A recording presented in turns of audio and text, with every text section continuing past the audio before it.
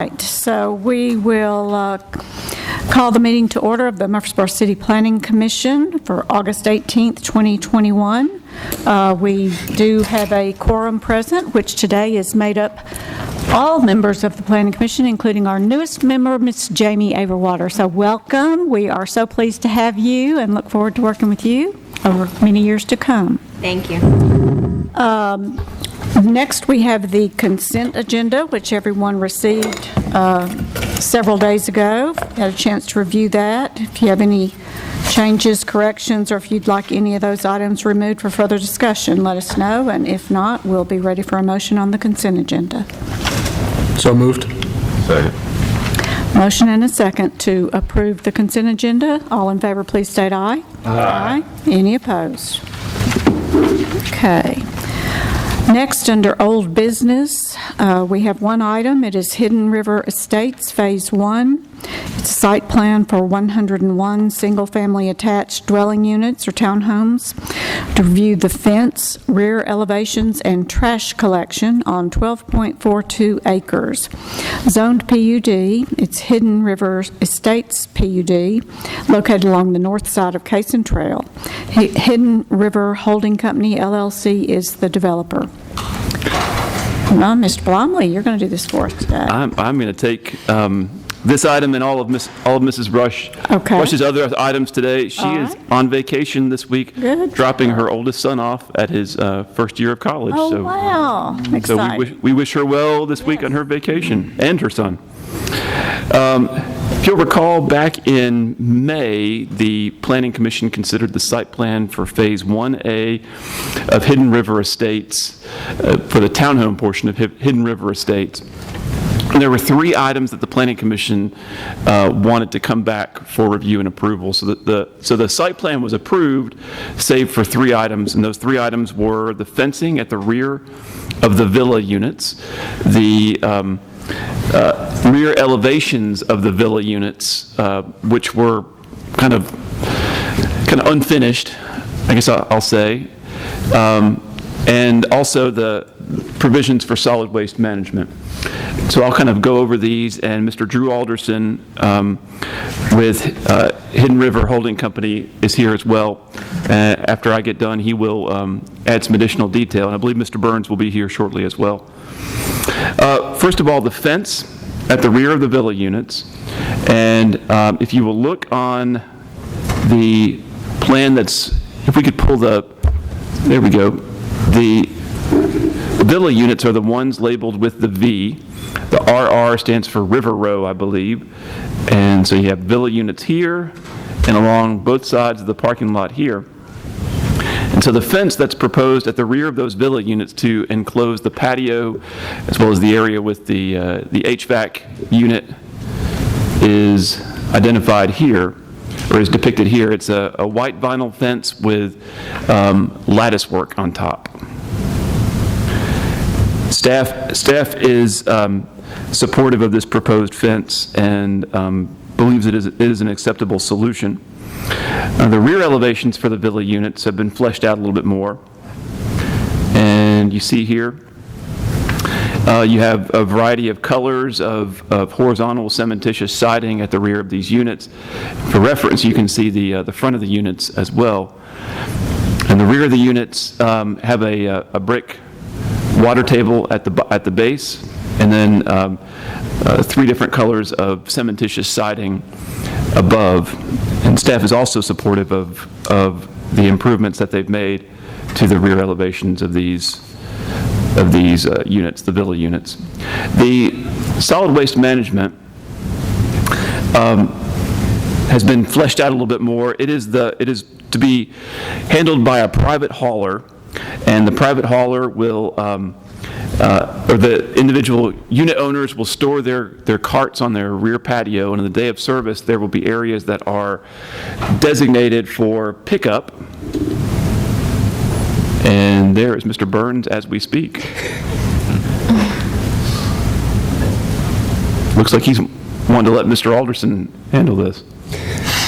He's smarter than me. So the hatched area is the solid waste access. It is where the carts will be located on the day of service. Now, the carts will be private carts. It's going to be a private hauler, not city carts. In addition, there is an area designated for a future area for a dumpster if needed. So if, in other words, if, when Mr. Burns has built out the development and is long gone working on his next great project, and the homeowners association says, we really don't like the way that the solid waste management is being provided with the carts, we want a dumpster, and they have an area for that. I believe that there are going to be additional locations for those throughout the development. And so Mr. Alderson and Mr. Burns can provide additional detail on these 3 items, and I'll be happy to answer any questions, as will Mr. Alderson or Mr. Burns. Okay, any questions regarding these 3 items that we've asked for more information? And Mr. Alderson, welcome. Do you have anything you want to go ahead and specifically add for us? Nothing specific. I think Mr. Bromley has covered everything that's needed. I'm more than happy to take any questions from the council. I'll just make a comment. I think it's a good idea, just as Matthew mentioned, that if for whatever reason down the road these folks don't like the whole garbage thing and the cans being set up in the parking in the back, that you do have spots that they can put these dumpsters in. I kind of like the carts better, but I'm just saying at least you've got it specified for the future if that has to be changed. So. And you did have, you have gotten some people that are willing to actually do the trash pickup, and We're currently taking bids, and we've got 3 out currently with Republic, Waste Management, and 5 Star, waiting for them to get back on us. Of course, Republic's not going to be the most responsive at the moment. imagine that. And Madam Chair, I would mention that if for some reason during the course of development they can't make this proposal work, we will require it be brought back to the Planning Commission for review of an alternative solution that they may propose. Okay. I do feel like that's a very, very important item here, and we do want to make sure that that's handled correctly and we don't end up with a lot of trash bins sitting out in your beautiful development, and it's not good for you, it's not good for us. And so I know y'all will work hard to take care of that. Any other comments or questions regarding this site plan? If there are none, I'll make a motion to approve, subject to all staff comments. Second. I have a motion and a second. All in favor, please state aye. Aye. Any opposed? Okay. Thank you all very much. Thank you, Council. Next, under Gateway Design Overlay, we had 1 item, and that item has been withdrawn by the developer for today. So we will move on to plats and plans. First item there is Shelton Grove. This is an amended master plan and preliminary plat for 80 lots on 15.9 acres, zone PUD, located along Manson Court, north of Manson Pike. Shelton Grove, LLC, is the developer. Mr. Aguilera, how's that? Yes, that's perfect. How Madam about Chair. Joel? Can I do that? Yes, ma'am. You can do All that as right. well. Thank you. Welcome. We're so happy to have you here today and at the podium. Yeah, my first one. You help us through it. What you got? Commissioner, this was a great pleasure that I'm able to talk with you all here today. As you can tell, I'm very excited because this is my first one I'm able to make to you all today. Good. So today I'd like to discuss for your consideration the Shelton Grove Section 1 amended master plan. This was previously submitted to the Planning Department in 2020, and so this is an update to that, and we'll be discussing some of those elements. The site is zoned PUD, is 15.88 acres, and comprises of 3 separate parcels. The site sits along Manson Court, north of I-840 freeway and south of Shelton Square subdivision. The surrounding land use consists of planned residential development, park, commercial highway, and other types of residential zoning uses. I apologize too, I didn't include the older version of this, and I wanted to kind of show you as well with it, but this is the one that was kind of an update with it that was included for this one for the 2021, but I will also try my best to draw this out. I may have missed a few Bob Ross episodes, so hopefully it won't be too bad in my drawing skills. But for the 2020 plan that was submitted and improved, had different layout elements that we are currently viewing. There was a cul-de-sac originally at the end of Star Ripple Drive, and that there was also a street connection here at the end of Shooting Star Way, and then there was several lots included on the southwest section of the site, as well as the detention pond, open space detention pond, more northern part of Manson Court. However, due to several circumstances, there necessitated changes to the site. TDOT did not approve the abandonment of the right-of-way for Manson Court, and additionally, with development happening on the adjoining property here, they required easier access to the site. Construction vehicles going to the site needed Manson Court, and it was believed that it would negatively impact future residents if they had to kind of go that route through the subdivision. And so that is why we're here today to discuss the new layout changes of it. Minor deviation was submitted and evaluated and approved by the planning director to adjust certain elements. The amended plan, of course, shows new elements that we're going to be currently viewing today, and of course shows the removal of the cul-de-sac at the end of Star Ripple Drive, and additionally a new private alleyway closer to that is connecting to the other Ripple Drive. And so I will say that the open space detention pond as well has been shifted, and then there's again that decrease of units right here and shortening of the commercial area. I ask that for your discussion and consideration over this, and that if there is to be approval, I recommend that that it be approved subject to all staff comments. Thank you. Absolutely. I will be here to answer any questions as well, and I believe we have representatives from SCC here. Okay. All right. What questions do we have regarding this amended master plan and preliminary plat?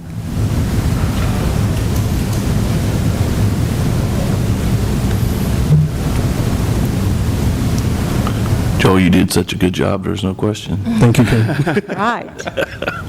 Absolutely.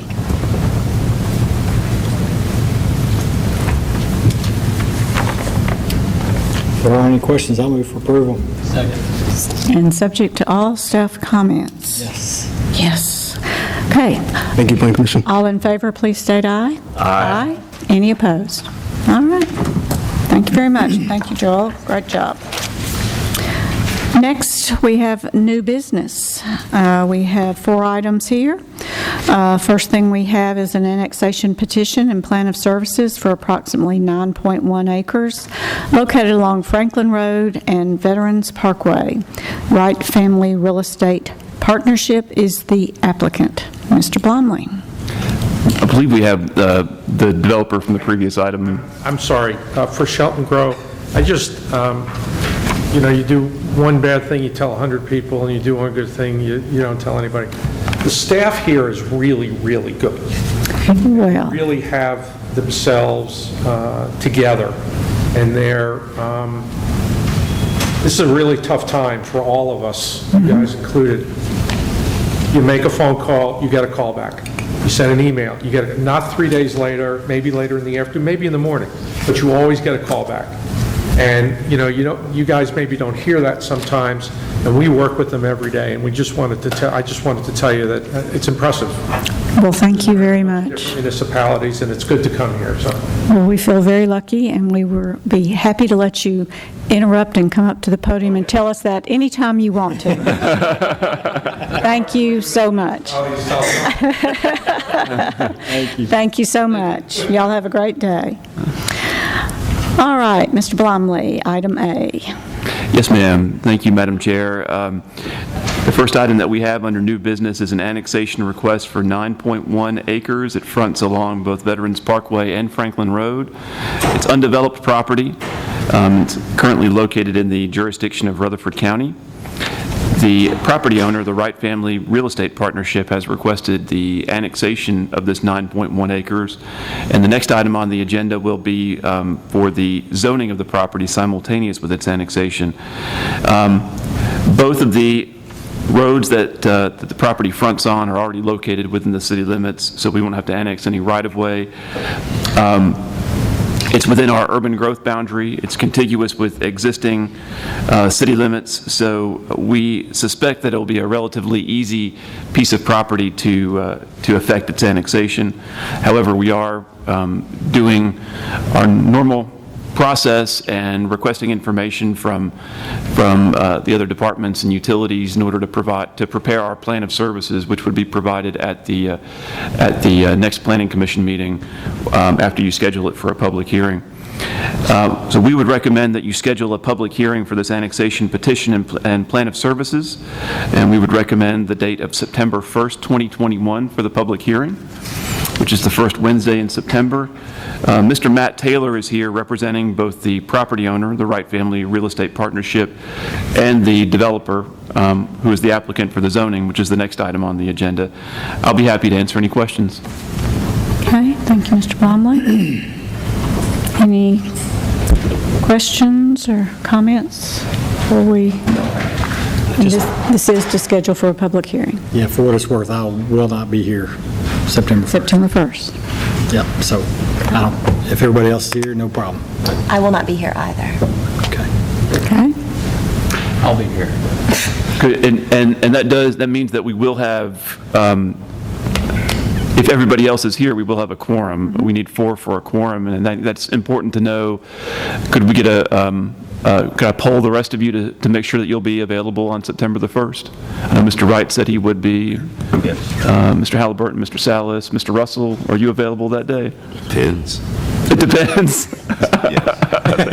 And Madam Chair, are you? Yes, I Okay. plan to be here. Great, so we'll have a quorum that At evening. 5. All right. So, thank y'all for bringing that up.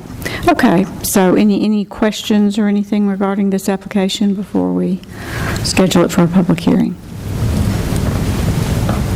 I'll make a motion, we set a public hearing on September 1st. Second. Motion and a second. All in favor, please state aye. Aye. Any opposed? Okay. Item B, this is the zoning application for approximately 9.1 acres located along Franklin Road and Veterans Parkway to be zoned CH and PRD, the villas at Veterans PRD, simultaneous with annexation. Harney Homes LLC is the applicant. Mr. Blomley. Thank you, Madam Chair. This is for the same property. It is a request to zone the portion along Veterans Parkway to CH, Commercial Highway, simultaneous with annexation, and the balance of the property, the western, approximately 7.5 acres, to be zoned PRD, Planned Residential District, simultaneous with annexation. The frontage along Veterans Parkway is at the traffic signal with the entrance to the Kroger Center.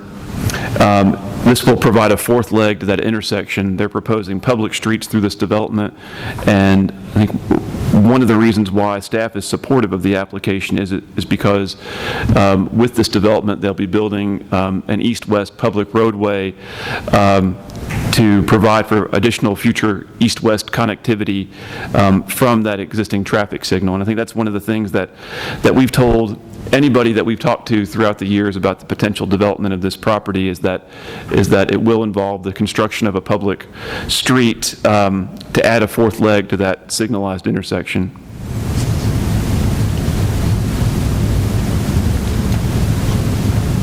So here is the proposed concept plan. Commercial Lot 2, which is just under an acre along the south side of that new public street,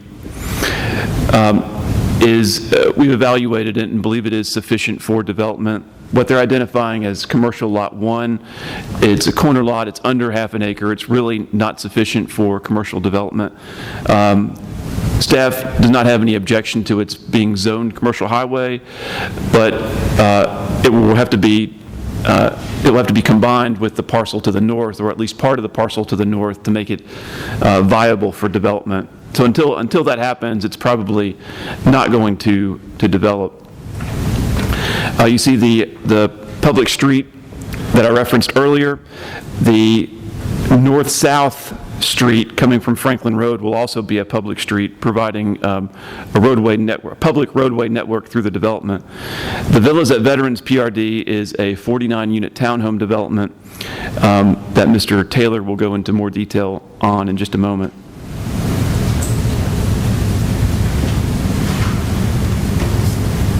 Surrounding land uses, just to the south along Veterans Parkway, but north of Franklin Road, there is the Overall Creek Shops site plan that's been approved for a multi-tenant commercial building.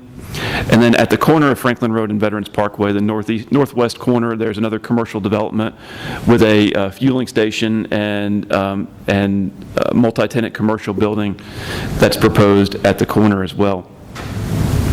To the west of the subject property is primarily undeveloped agricultural land, and to the north are large lot single-family homes in the unincorporated county. We've had numerous conversations with folks over the years about those parcels, but as of right now, they do remain in the unincorporated county. Kroger, of course, is directly across the street, and there are a couple of new commercial developments that have been constructed along the east side of Veterans Parkway as well, including a dentist's office and a veterinary clinic. The future land use map of the Murfreesboro 2035 plan does recommend that the entire parcel develop as general commercial. The request along Veterans Parkway is consistent with the recommendations of the 2035 plan, but the request for the PRD zoning for townhome development is not consistent with the general commercial recommendation. Now I'd like to invite Mr. Matt Taylor to go into some additional details of the proposed plan, and I'll be happy to answer any questions. We would recommend that you schedule a public hearing for this item to go with the annexation for September the 1st. Thank you, Mr. Blomley. Matt Taylor from SEC. I've got Mr. Justin Harney and John Harney with me, the applicants on the project as well. So I don't really have a formal presentation. I think Mr. Blomley did a good job describing, generally the bulk of the project. It's 49 townhomes proposed just to the west of Veterans Parkway. And we did work very closely with staff on the building elevations, townhome elevations, added a lot of extra detail, switched up materials and colors between units, and I think we've provided a very nice project and product here. So I will be happy to answer any questions that you have, though. Hey, Matt, is the 10-foot setback exception, is that just in that far southeast corner? It's just those units right there? Yes, sir. It's just down toward the southern part because the property starts to narrow up some down there. Yeah. That's the only place. I'm just sort of, for what it's worth, and again, I won't be here if we're going to schedule this on the 1st, so I'll just kind of make sure I say this just for the what it's worth column. These, that to me, I can sort of, you can just see this coming from a mile away. Whenever this corner lot comes in,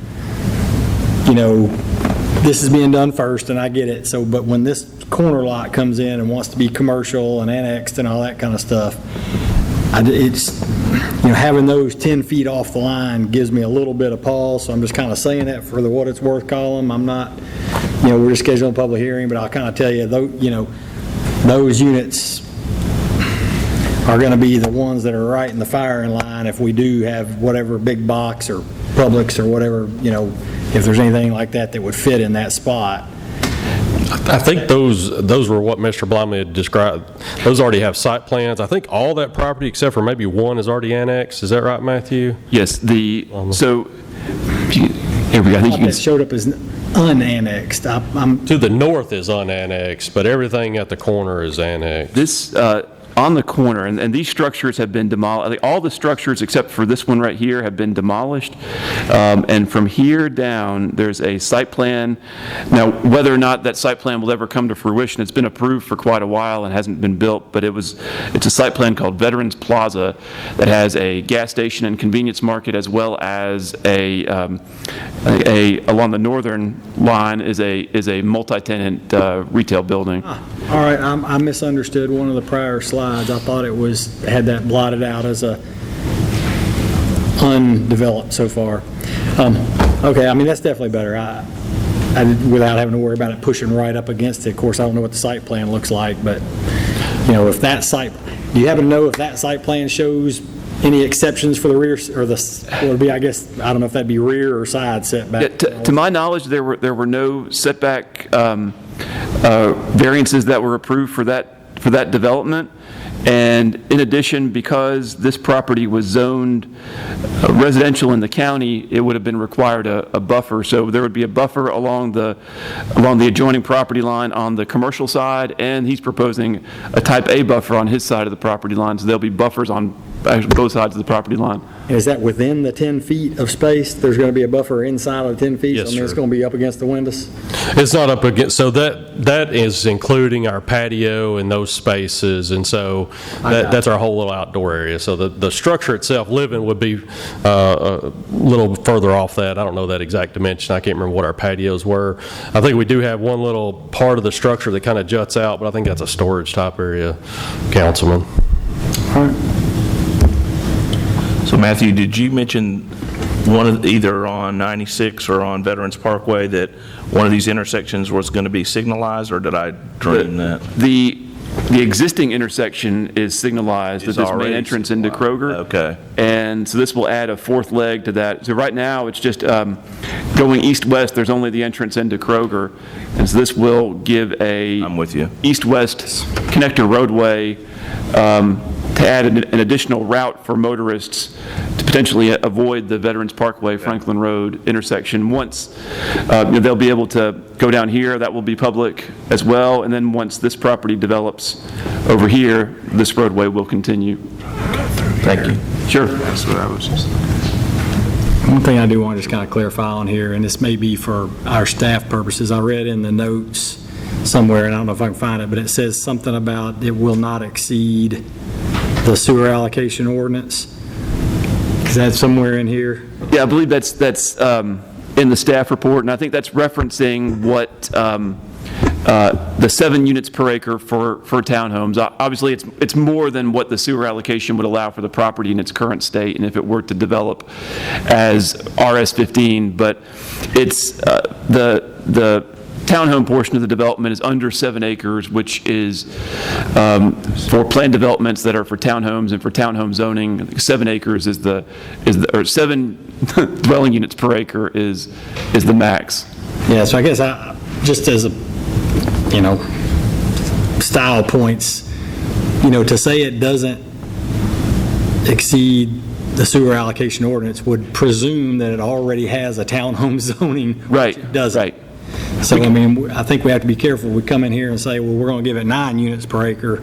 That just presumes or assumes that it's going to be RM16 or whatever we call it. So, just from a style. Yeah, we can clarify that language before the public hearing. Anyway. Yeah, point taken on that. All right. Good deal. Thank you. What other comments and questions? Anything else for Mr. Taylor? If there are no others, I will move to a public hearing September 1st. Second. Motion and a second. All in favor, please state aye. Aye. Any opposed? All right. Next, we have a zoning application to amend the PRD zoning, Shelton Square PRD, on approximately 242 acres located along Blackman Road. Shelton Square LLC is the applicant. Mr. Blomley. Thank you, Madam Chair. This is a PRD amendment for the Shelton Square plan development, PRD for which was approved, I believe, in 2016 or 2017. Since that time, it has been building out at a very fast rate, probably one of the most active developing subdivisions that we have here in Murfreesboro. And I think there were a number of different product types, lot sizes. I think as they've had several years to develop and see what they're selling, what's not selling, they've decided to go back and kind of modify their offerings so that to adjust to market demand. It's as you can see, it's a large development, 242 acres in size, and it spans all the way from Blackman Road to Florence Road. And as they have developed the property, they've seen that the alley-loaded kind of smaller lot product has been very popular, and they only had a very small number of those in the original plan. And so what they're proposing to do is to increase the number of those units, and we have a table in the staff comments that shows the unit breakdown. So the overall density of the subdivision, the overall number of units, will remain unchanged at 771 units. The cottage units, which are the 3,500 square foot lots, the smallest lots, are proposed to increase from 36 to 105.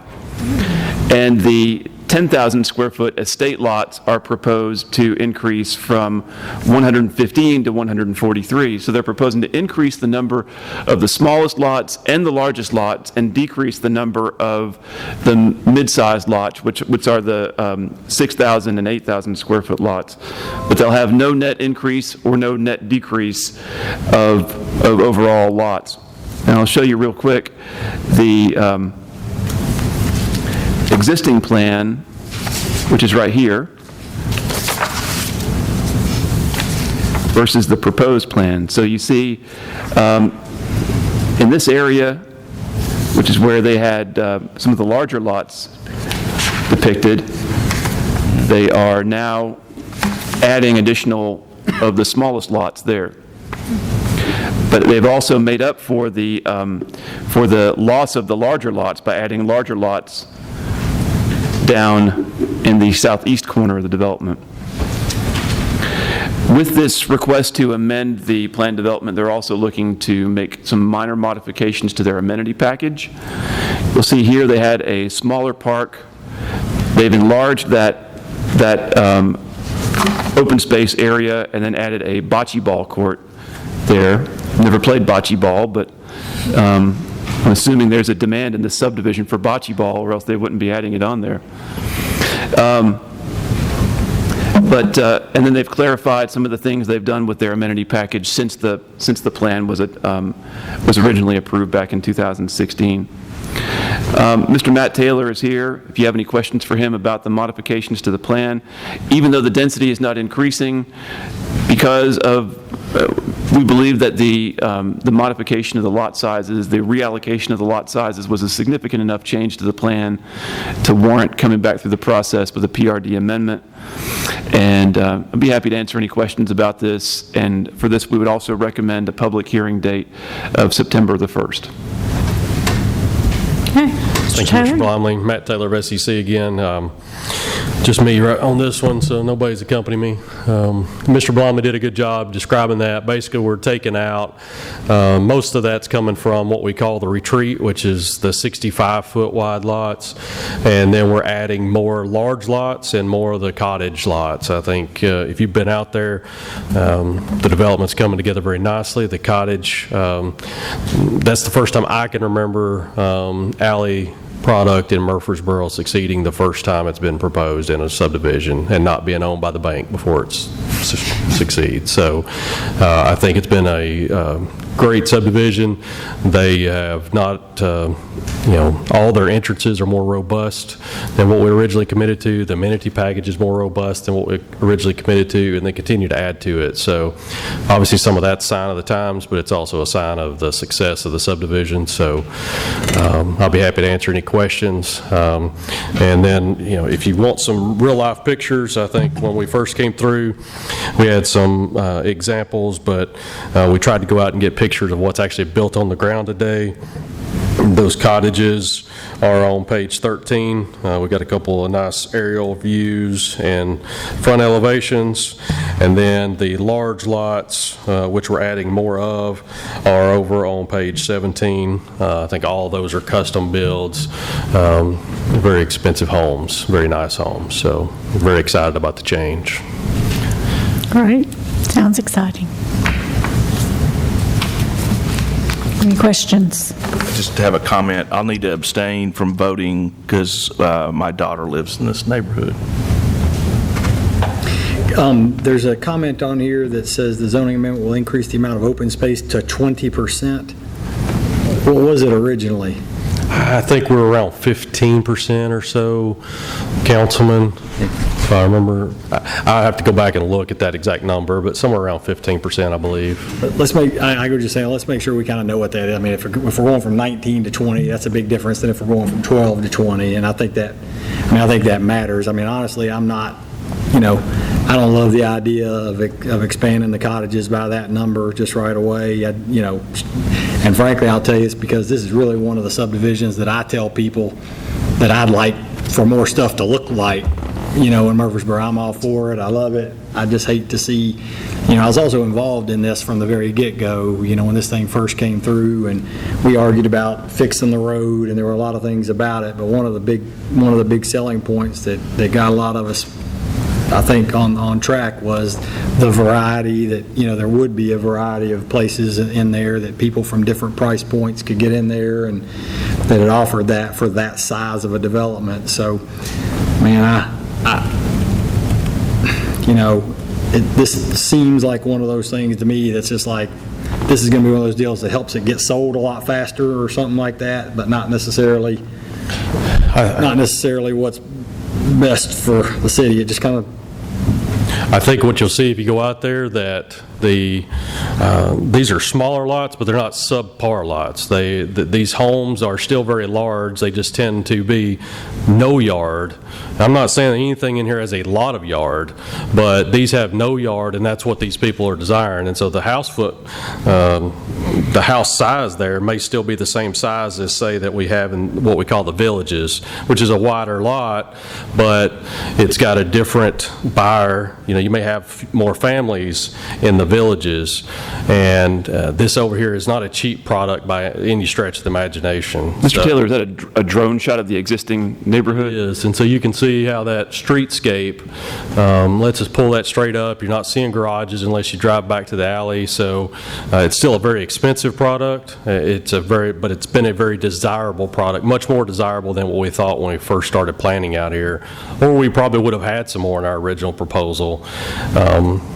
Is what we've seen. And I will say that we have already reached out to everybody that lives out here. I think we have in the realm of about 150 houses that are occupied right now, if I remember the number correctly.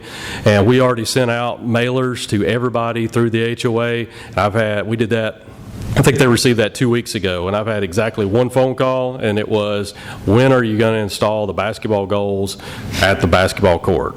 And so I talked to my client about that this morning, so they're working on getting that installed. Outside of that, I've had nothing else, so I think everybody's anybody that lives inside of there is very comfortable with the change. New proposal? Could someone pull up the original for me, and I'll look at the new, no, not you. I need to look for it.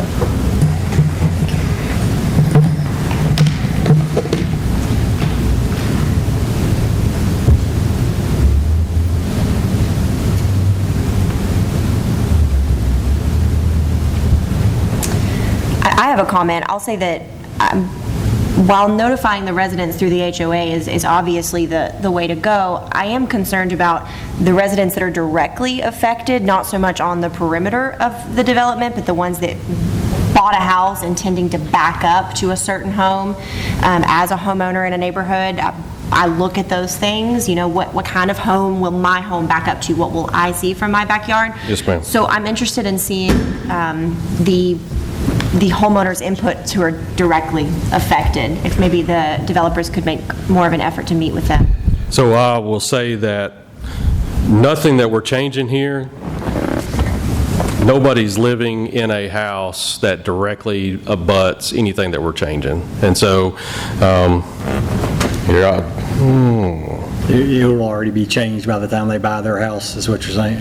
yeah, if somebody's living there, whatever's behind them is what was proposed there originally. And so we've not changed any of that. This map here depicts the areas that are, the lots that are already platted versus what's not platted, so it's easier to tell what's existing and what's not existing. Mr. Taylor, I think most of what you're changing is in this area right here. Yeah, if I could, whoops. If I can figure out how to operate this, I'll show you.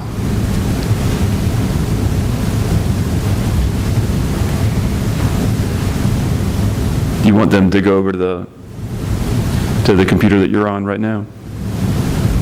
That'd be great. If the cable department could switch over to the podium computer. It's like magic. And while they're doing that, Ms. Averwater, I will mention that Ms. Jaco has worked hard to get, in anticipation of a public hearing on this, we have pulled all the property ownership information from all of the existing lots in the neighborhood. So we know it's important, the people that live in that neighborhood buy into a certain vision for the neighborhood. And so we want to make sure that we get notices from the city standpoint to everybody who's an existing resident in that neighborhood. So from our standpoint, we will get those neighbors notified. Great, thank you. Sure. Yes, and they all got it in the mail. Like every resident that's living here got this plan in the mail with a letter describing what we were changing. And so we physically sent that. They may have sent it through the Facebook page as well or through email, but I do know that the HOA physically mailed them the letter and the plan. So the area in blue is really where we're introducing those. And then where people are living today stops right here. And so everything between there is exactly the same style home, exact same lot that was originally proposed. So whatever their expectation was behind them is the same. And then the same thing up here, that's where the homes start and stop today. And so everything is the same there. Over here, this over here is either the same size lot or larger lot than what was originally proposed. But nobody's living over there today. Anybody living is stopping there. And so everything that we've changed has been, I won't say it's better, it's just a larger lot for anybody that's living in the neighborhood already. I don't know how they're doing those lots, but I mean, nobody's living there, but are any of those lots that were outside of the blue, are they already sold to where it's not built out, but are the lots sold? So the only lot, no, so some of those lots are on the ground, but if they're sold to a builder. They're not sold to an individual. Yeah. And then the only ones that would maybe sell to an individual are going to be down in this area, but all those are built out, and again, they didn't touch anything that changed. So we were very cognizant of trying to keep our changes internal to the project. And that's why we reached out so early. We didn't want people living in Shelton Square coming and talking against the change if we hadn't talked to them already. So.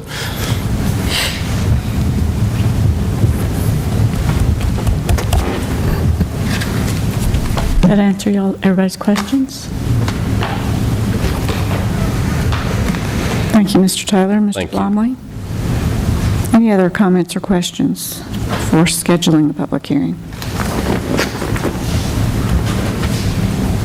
I'll make a motion that we schedule a public hearing for September 1st.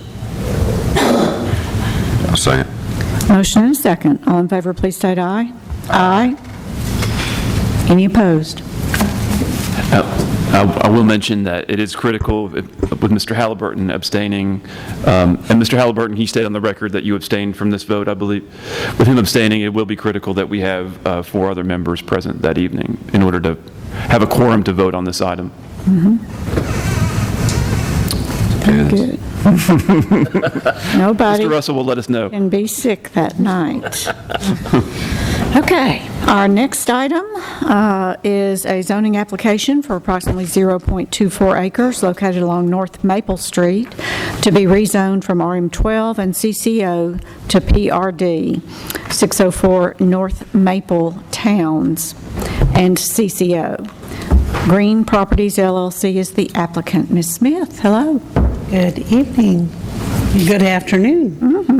I was going to say it's a little after 1. It's not late evening yet.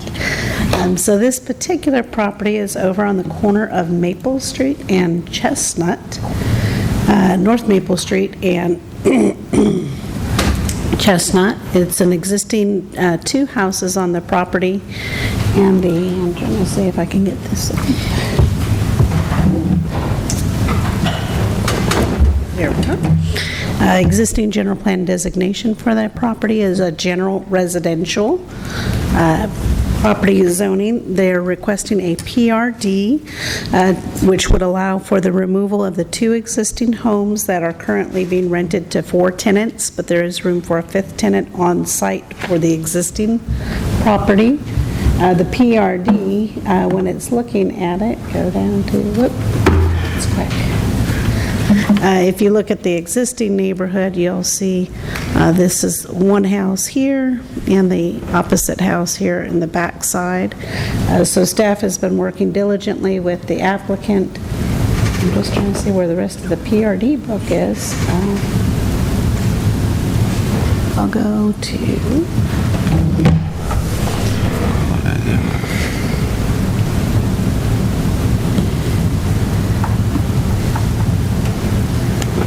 And the applicant is here and will provide a presentation for the entirety of the lot. But the existing zoning in that designation is RM12, surrounding most of the sides of the property.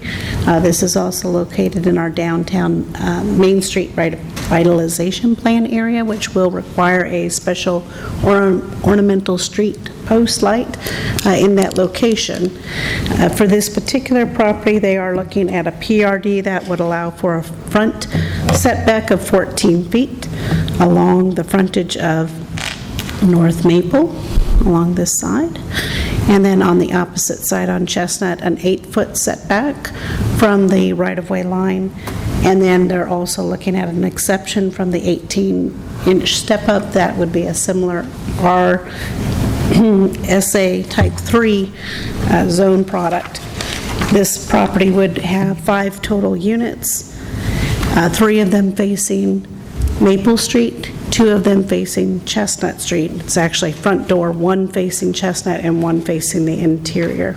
But we are looking at a 20.8 dwelling units to the acre density, which is not consistent with the general plan. However, a single-family townhome attached unit is consistent with our general plan designation for that district.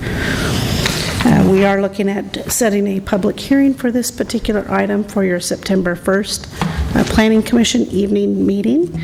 And we do have a couple of additional elevations that you will see in the program book at that next meeting. We were missing 2 of them. One was the north elevation, kind of in between the northerly property and this property, and one of the interior elevations of their courtyard, which staff has actually received today, and we're excited about those. We think they're all in good order, and with that, I will invite up Clyde Roundtree, which is the applicant's representative, to go over some other specifics prior to setting for your public hearing.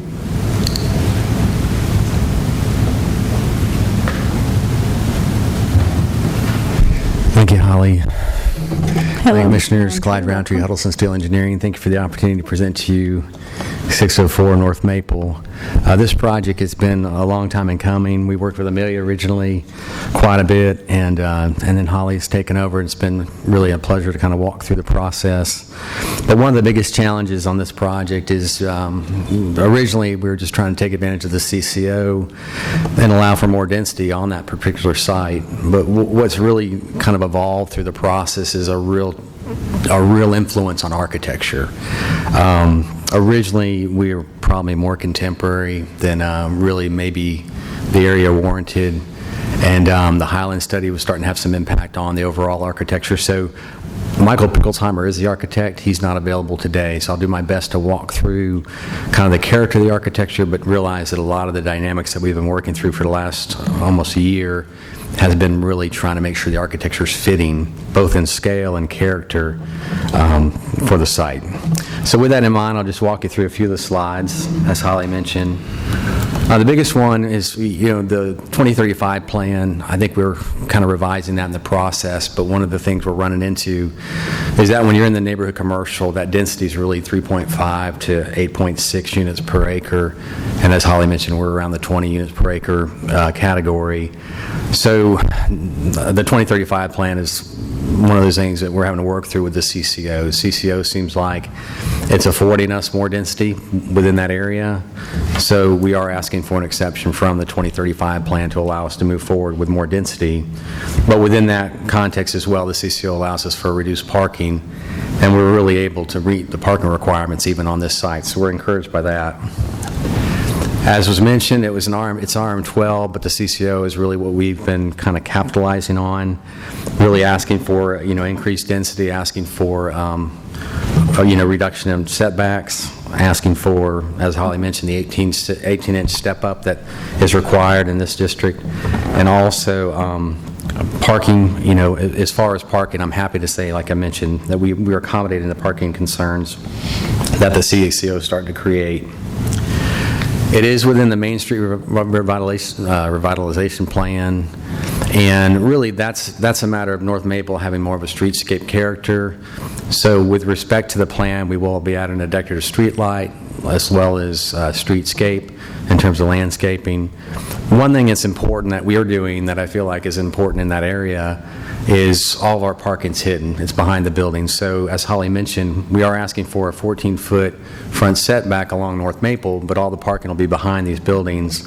And that's just to screen any kind of vehicular use, from North Maple. That's not the precedent along North Maple, but I think it's a great precedent to set, to try to keep parking behind the buildings where possible. We're going to be utilizing existing utilities, which is one of the beauties of doing an infill project, so the utilities are currently there.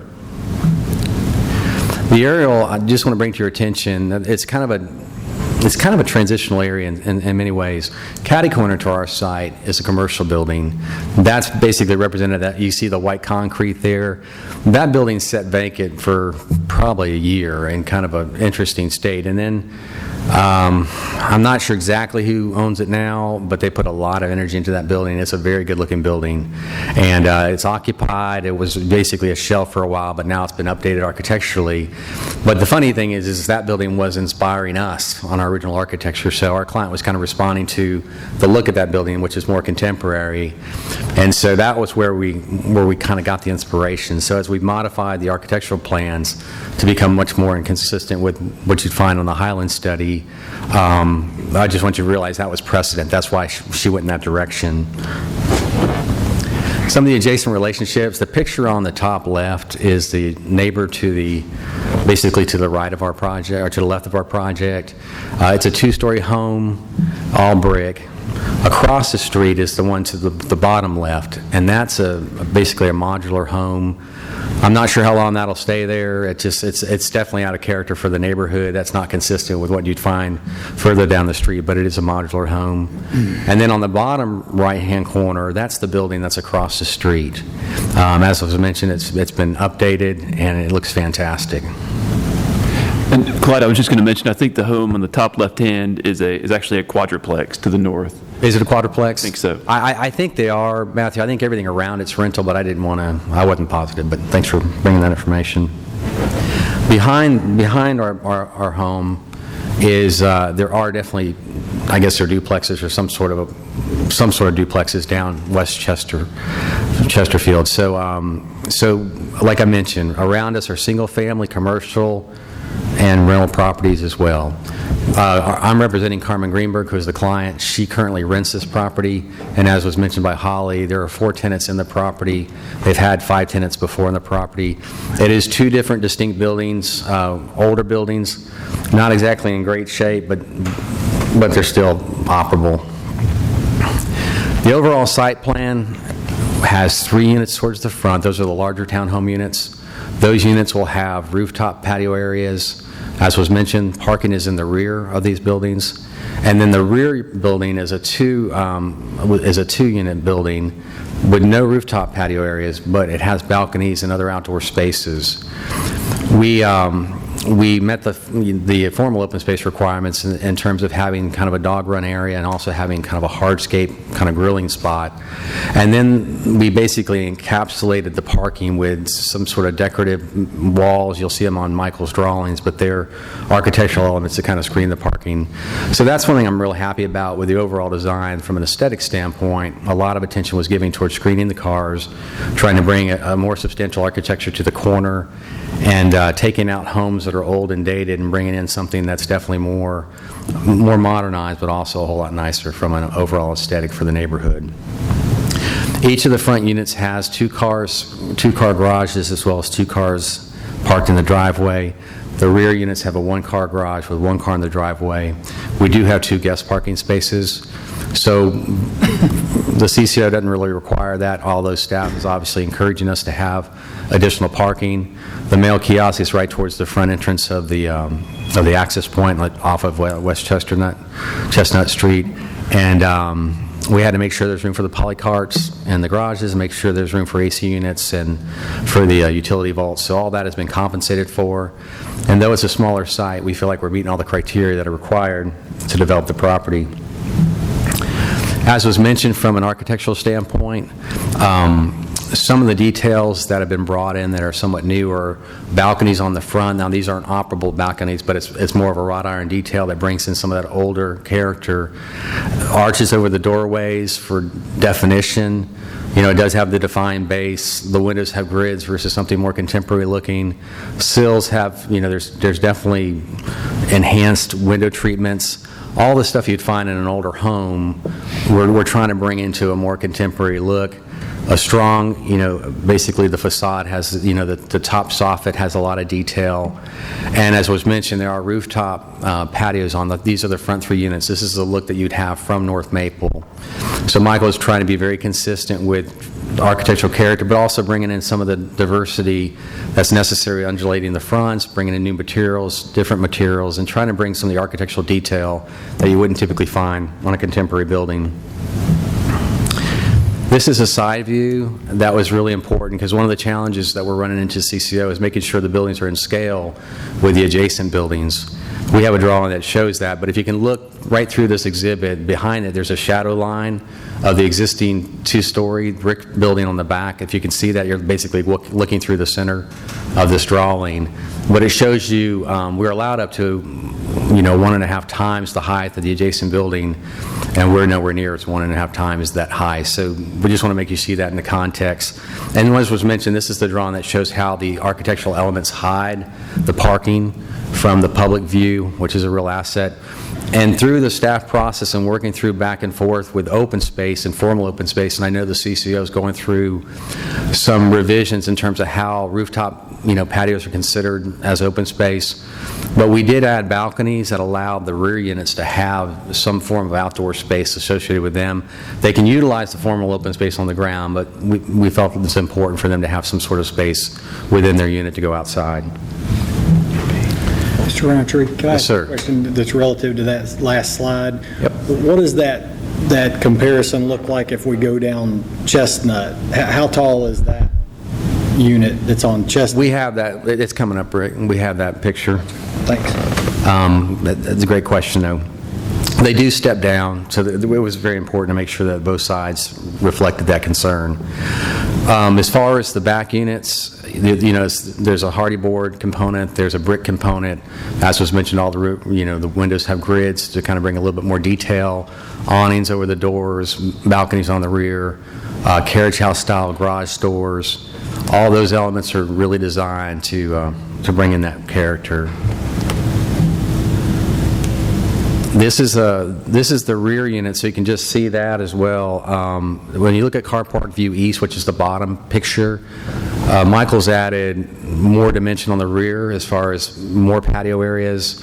One of the things we had originally was that the center unit was actually taller, and that gave it a little bit of a distinct look, but after doing some reviews, we brought that down to bring that scale down and to bring a little bit more living space on that basically second floor. One thing we're running into with the CCO is most of our clients are trying to put parking below the buildings. That's what's kind of making them taller. So a lot of your living space is happening on the second floor. All right, Mr. Lance, if you could look at the top one, that shows you the comparison of the adjacent home. So that adjacent home is about 18 feet off the property line. We're about 5 feet off of our property line, so it shows you in relationship. The homes next to it are not small. They're basically, that's a 1.5-story house as you go down West Chestnut. So it gives you an idea of scale. But I think Michael did a great job kind of depicting that, because that is a major concern of those adjacent relationships. And then the one on the front shows you that front view on North Maple with our building, with the adjacent building to the left.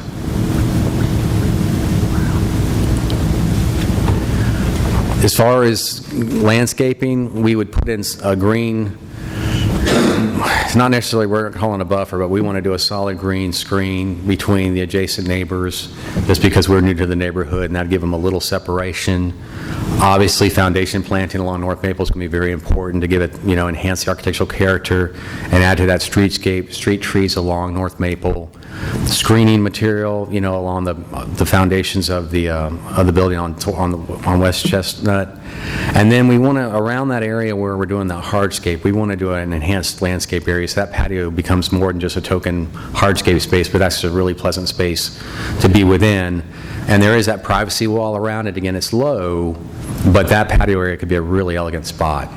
One thing I want to bring of note that's important is that, and I didn't mention this before, but the unit on the rear that's on the bottom is facing West Chestnut. So that is a front facade. So there's no side facades. The front facade is facing West Chestnut. The 3 units facing North Maple, those are all front facades. Does that make sense? I didn't bring that up before.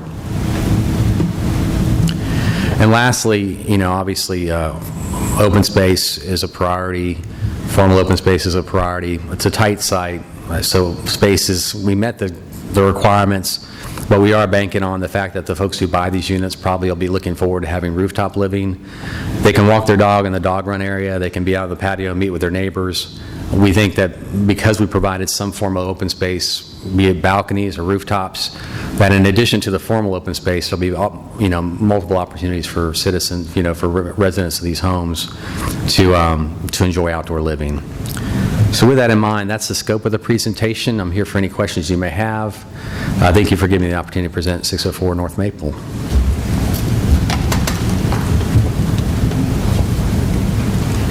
Okay, what other questions do y'all have? You first. The 14-foot from Maple Street, is that from the street or the sidewalk? That's from the right-of-way. Right away. All right. Originally, we had 8, but we were really encouraged to go further, and that usually has to be the average of the homes along the front of North Maple. So 14, we were able to accommodate 14, and it worked out. All right, and then just thinking about Maple Street, this building that probably sits the closest is that new development on the corner of Loki and Maple. Matthew, do you know how far it is set back from the right-of-way? Off the top of my head, no. Clyde, Bill, y'all did those plans. Y'all recall what the setbacks were on Maple Key townhomes? I would say it's either 8 or 10. Are you talking about? Yeah, it's definitely less than 14. No, I think he's talking about the Dow. Yeah, the Dow property. Dow's building. The retrofit?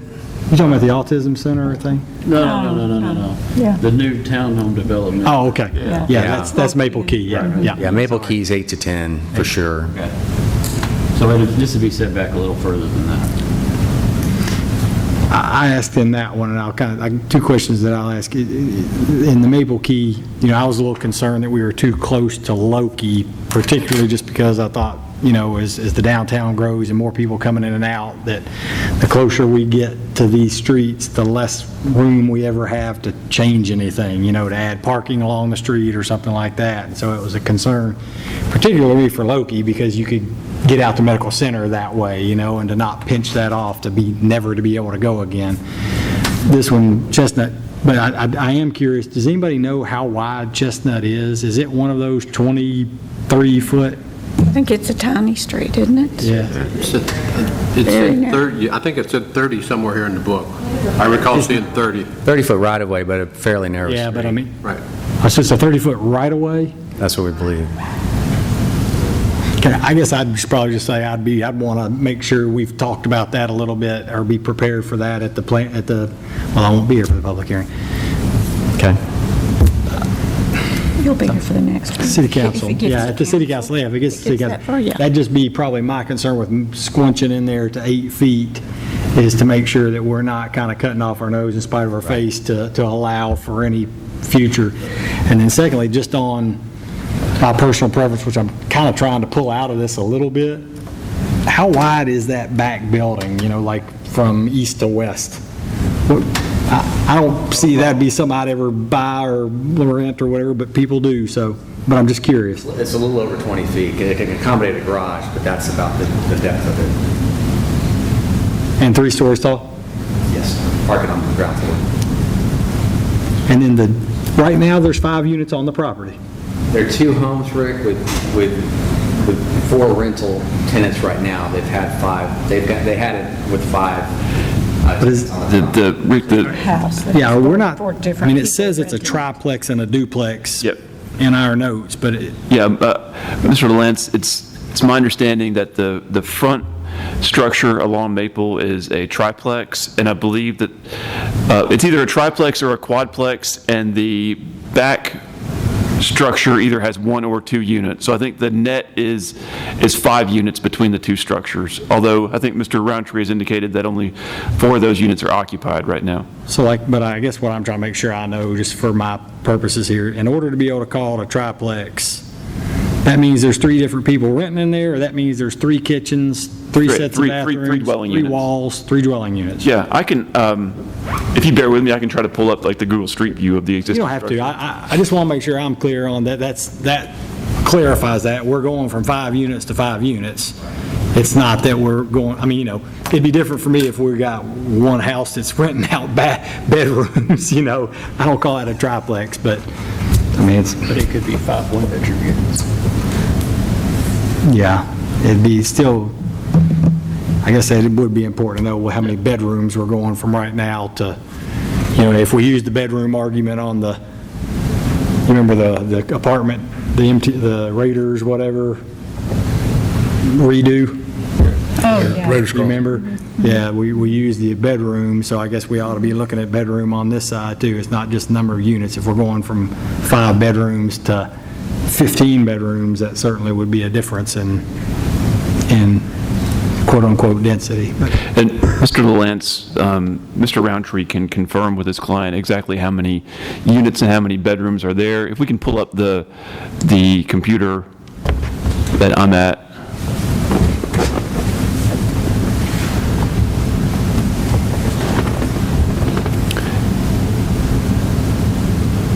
The cable department could pull up the computer from my seat. So what, doing that?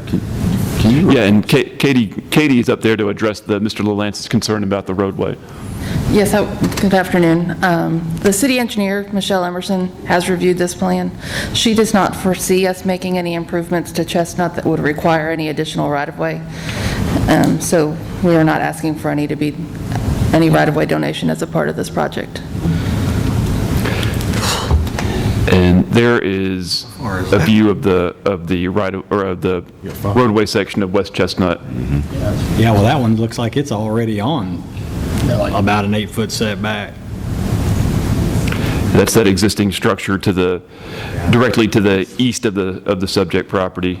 It appears to be a 1.5-story structure, but it's got a tall pitched roof. There is the structure in the back that either has 1 or 2 units, to my understanding. And Mr. Roundtree, I do think it would be good if you can clarify the exact number of units and the exact number of bedrooms. I believe there's either 4 or 5 existing units, but we do need to confirm that for you guys. There's the That existing you're structure. looking- Yeah, that's the the house, right, that we're Yes. seeing now, and the back structure, not the white one that we saw earlier. That's the triplex, and that first one was the duplex, I think is what they're saying. Yeah. I would suspect that just with the proximity of the houses to Chestnut, that would probably be prohibitive in doing the improvements down the line, just because they'd probably be buying every house. Right. To improve Chestnut, you'd have to. Because there's not enough setback. Oh, yeah, that's right. That one next to it's already up there, I So mean, it's just these two, right? It's not this. Not that, that's the. If you wanted to see the structure directly to the north, that's there are four mailboxes in front of that structure to the north. That's the two-story brick structure to the north along Maple.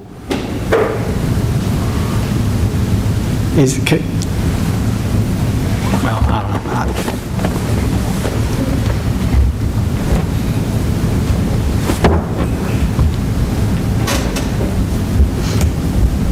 Can we not just do something like that right next to it? You know, it looks like it's about the same, you know, if you just turn that thing around. I don't know. May not be wide enough. Well, look, it's the same Oh, lot. same lot. Yeah. Can you just, for comparison's sake, the lot that the Maple Keys, or whatever we're calling down there on the corner of Loki and Maple, how big was that lot? Is it about this same size? Oh, it's bigger. That's what I thought, it's a lot bigger, isn't it? Yeah, it is. Jones, I think that was probably larger, I think. Yeah, it was larger than that quarter acre. There are only 4 units on that lot for Maple Key Townhomes, correct? That's correct. 2 structures. Yeah, I'm trying to think Three-story how side. we parked that. I think we parked that a little differently. It's rear loaded for sure. We had a little bit more surface parking on that one. You referenced the height on Maple Key versus the height on this. It's got to be close. Or, I know that's rooftop. I couldn't do that right offhand. I pass it every day. I think it's going to have to be pretty close. I think it's 3 stories. It's definitely 3-story. Plus a rooftop, yeah. It was not CCO compliant, I remember that. Well, I'll just kind of say for what it's worth, I won't be here at the planning commission meeting, of course, the public comment, but 5 just seems like one of those we're kind of square peg into a round hole kind of deals for me, but I really can get okay with the setback issue, I think, you know, just based on the way the other one's set up. Boy, I mean, it seems I like agree. we're really trying to cram it, just Way too many. one or two too many units in there, you know, which, yeah, on 0.24 acres. I'm inclined to agree, and guest parking is an issue for me. I'm almost thinking leave it to 4 and add some additional guest parking and open space. And that goes back to your point. I think what we've run into, we've gone through multiple site plans to try to figure out, is there a way to reduce the units? And what we've run into is to keep the quality high. Obviously, you want to try to maximize the use of the site. And then when we got rid of 1 unit, it just didn't really make any sense because there was no way to put 4 units fronting North Maple, so the back just becomes almost unutilized, like a standalone building. It just kind of the dynamic becomes kind of strange. And so that's why it's always been 5 units. The client's really trying to get that, because from there, from the economic standpoint, they're trying to make sure that they can do the project and make sure it's a profitable project. There's never been any question about trying to make these things second class in terms of the quality. Carmen comes, she really wants to do a really nice project. And so that's been one of her biggest concerns, is making sure the 5 units could happen so the project can happen. She knows she's improving the neighborhood. We feel like we're meeting the criteria that are set by the CCO.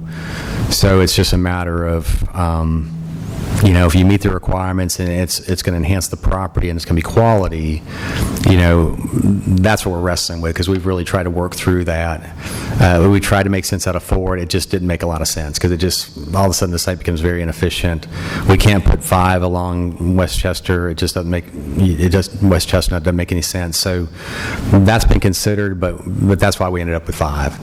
And the unit in the rear are smaller. Again, they're 1-car garages with 1 car outside, and they're scaled down a bit in terms of height, but that's why it's been held to this side. I just want to give you the back history. It's been researched quite a bit.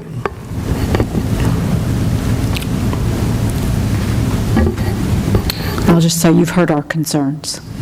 What's that? I'll just say you've heard our concerns. Yeah, definitely. Yeah. I'm not sure mine changed with the argument. But, see.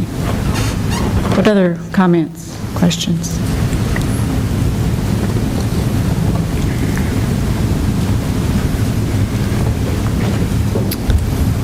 Then, ready to schedule a public hearing? I'll make a motion, we set a public hearing September 1st. No, second. Motion and a second. All in favor, please state aye. Aye. Any opposed? Thank you. Did I have some no votes? Did we all vote on that last? Are we having a public hearing on September 1st? Yeses, I think, is the important thing. I didn't hear any no's. I'm a public hearing. Okay. I don't want to vote because I'm not going to be here. I hate to vote it in for y'all to deal with. It's all right. I think they have a right to a public hearing, so. Yeah. Yeah. Irrespective. Yeah. Absolutely. All right, so we have 4 public hearings scheduled, and I believe that this was the last item on our agenda. Mr. Blomley, I know you told me you did not have any staff reports or other business. I don't, and you better- Mr. Ives isn't here to say whether You better he does. adjourn before he sits back down. Well, I will just say, I want to echo, I thought it was so nice to hear the comments about our staff, and I think we all realize as a planning commission how lucky we are and how much you do for us to make our job easier, and so thank you all so much for all you do. And absolutely, we stand adjourned. Thank y'all so much.